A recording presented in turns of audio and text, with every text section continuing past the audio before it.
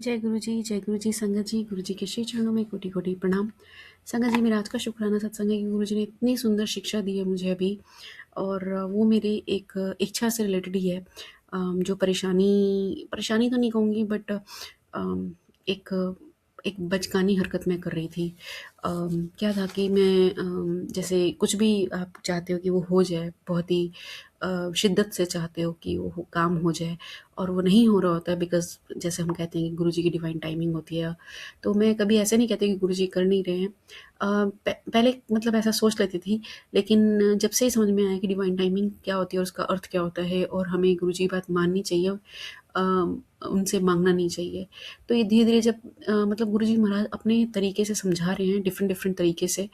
उनमें से एक ये हुआ कि कल मेरे पास एक सत्संग आता है, और उसमें सॉरी, सत्संग नहीं, ये एक मैसेज है, टेलीपैथिकली एक मैसेज आता है, और उसमें होता है कि तू जो भी मांग ले, और तू जो भी मांगेगी ना, उससे तू मुझसे दूर ही होगी। तो मैंने कहा बात तो सही है कि हम कुछ भी मांग लें, चाहे वो हमारे काम हो जाए। मतलब सत्संग में मैंने ये सत्संग में सुना था, आई एम सो सॉरी, या मैंने सत्संग में सुना था, और टेलीपैथिकली भी मैसेज थे कुछ इसी से रिलेटेड, ऐसे ही आ रहे थे। बट सत्संग में एक अंकल जी होते हैं, तो वो गुरु जी से काम मांगते हैं। उनका उस समय कुछ ऐसा होता है कि थोड़ा काम नहीं हो रहा था, तो बट काम आता है, तो वो इतना काम आता है कि वो भूल जाते हैं। ये सत्संग सुना था, और भूल जाते हैं। मतलब फिर वो गुरु जी की, जैसे पहले 4 दिन जाते थे, फिर 3 दिन हुए, फिर 2 दिन हुए, फिर 1 दिन हुआ, और फिर साल में जो मेन त्योहार हैं वो हो गए। मतलब उनका काम तो बढ़ता गया, मगर गुरु जी के पास जाने का जो कनेक्शन था वो धीरे-धीरे वीक होता गया। एक weak weak in the sense कि अंकल उन चीज़ों में, दुनियावी चीज़ों में व्यस्त हो गए। तो ये मैंने सत्संग में सुना, और सिमिलर काइंड ऑफ मैसेज मुझे टेलीपैथिकली आया कि तू जो भी मांगेगी, तू मांग ले, वो मिल जाएगा, मगर उससे तू मुझसे दूरी होगी। तो ये दो तरीके से जब ये मैसेज आया ना, तो मुझे ये समझ में आया कि समझ तो आ गया था, बट वह ना कि दिल मानता नहीं था।